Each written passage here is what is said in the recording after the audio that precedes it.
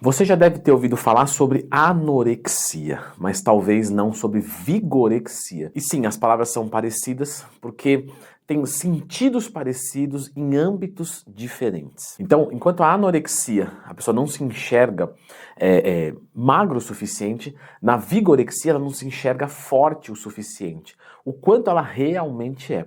E aí vai ser caracterizado como uma disformia da autoimagem. E quais são as consequências disso? Normalmente ali um excesso de treinamento, um excesso de assiduidade com a dieta e com certeza um excesso de esteroides. Lembrando que eu já falei muito aqui de esteroides no canal, tá, pessoal? Então se inscreve aqui, ó, para você receber conteúdos fresquinhos todos os dias e aproveita para clicar no gostei. E claro que é um pouco mais difícil de se detectar isso. Por exemplo, eu tenho alguns alunos na consultoria, né, e nesse momento os alunos estão pensando, será que sou eu?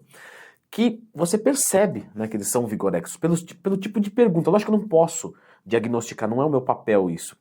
Claro que eu posso orientar, falar, olha, procura um psicólogo, né, para de repente ver alguma questão disso, cita aquilo, mas você percebe pelos tipos de perguntas que tá uma coisa assim compulsiva, exagerada, obcecada. Só que o que acontece? Socialmente, isso costuma ser bem aceito. E aqui tem um reforço, né, para aquele transtorno. Por exemplo, o anorexo ele começa a ficar muito magro, magro, magro, magro, magro. E as pessoas começam a olhar de forma preocupada. Quando você vê uma pessoa forte, bem condicionada, normalmente, tá? Normalmente, principalmente no olhar de leigo, passa um aspecto de uma pessoa saudável. Então, olha, meu amigo, continua assim, tá legal. Quantas horas você fica na academia? O cara fala, fico 3 horas. Pô, parabéns, que determinação do caramba. Fala, não, mas tá errado, porque ele não precisa de tudo isso.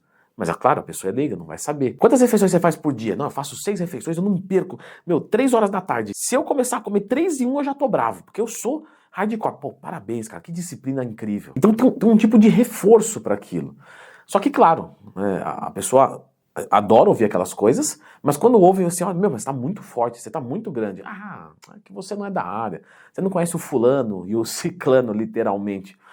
Ou seja, ele sempre está se comparando com alguém que é maior do que ele. E ele sempre está se achando pequeno.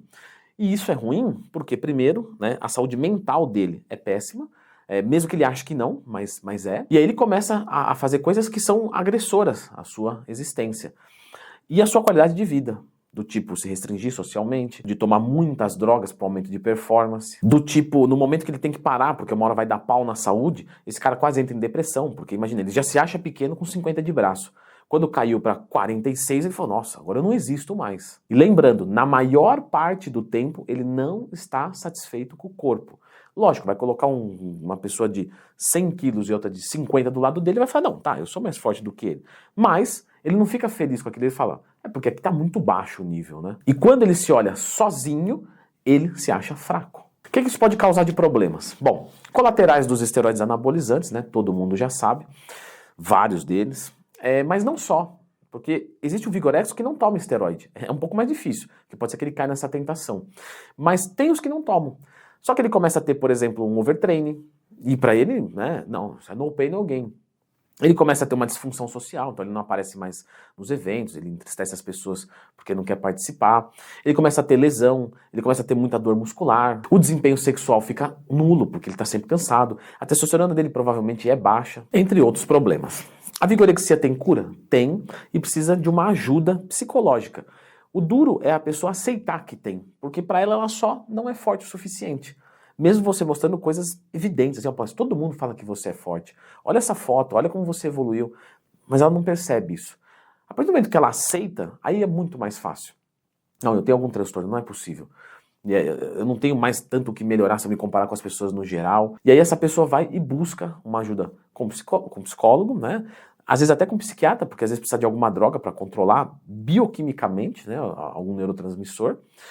E o apoio da família, né? E não só o apoio, mas a fiscalização da família, de quem está perto, tem que ser meio que constante, porque é normal a pessoa ter uma recaída, né? Então voltar a usar um esteroide, voltar a achar aquilo, enfim, ter algum reforço, de repente a pessoa se sente, sei lá, excluída em algum evento, e aí ela quer canalizar, né, aquela carência para a massa muscular, porque provavelmente é o que ela já tem uma tendência a... E tem que ser feito tudo com muito cuidado, tá? Por quê? Galera, imagina só tirar o esteroide anabolizante que provavelmente a pessoa está tomando. Isso por si só já vai mexer com o psicológico dela para pior. E aí, juntamente com o tratamento, então entende assim que tem que ter uma conversa de todo mundo que está envolvido, do tipo, olha, O médico fala, o psiquiatra fala pro médico do esporte, ó, não vamos tirar agora os hormônios dele. Vamos tentar resolver aqui, tenta tirar uma parte só, deixa a outra, porque às vezes uma transição um pouco mais gradual tem mais aderência ao tratamento. Leandro, pergunta, é seguro dizer que muitos atletas têm vigorexia? Sim, é muito seguro dizer. Porque aquilo é um tipo de máscara social que ele pode usar para justificar o transtorno dele. Então eu não estou dizendo que todo atleta é vigoréxico, mas eu estou dizendo que uma pessoa que tem a vigorexia, quando ela é confrontada, do tipo, ô meu, você está muito grande, isso aqui, ela pode buscar uma máscara social para justificar aquela ação dela. Olha, mas é que eu sou atleta, então não é que eu quero ser grande, não. Mas eu, como um atleta, preciso, né, tomar isso aqui de hormônios, preciso desse cuidado excessivo para que eu chegue, né, numa performance física. E isso, às vezes, é até aquela coisa que se você colocar aquela pessoa num detector de mentiras, sai como verdade. Porque ela realmente incorpora aquilo e acredita naquilo. Mas talvez a origem, né, ali a ponta do iceberg, toda, né, aquela montanha para baixo, é uma origem de uma vigorexia. Eu vou falar o seguinte agora. Tudo bem, Leandro? Mas e eu não tenho uma genética boa? Como que eu lido com uma pessoa que tem uma genética ruim? Como lidar com isso? Porque eu quero treinar, eu quero ganhar, então não vou tomar esteroide, vou tomar esteroide. O que você tem a dizer para quem tem genética ruim? Dá uma olhada nesse vídeo que está aparecendo aqui ao lado.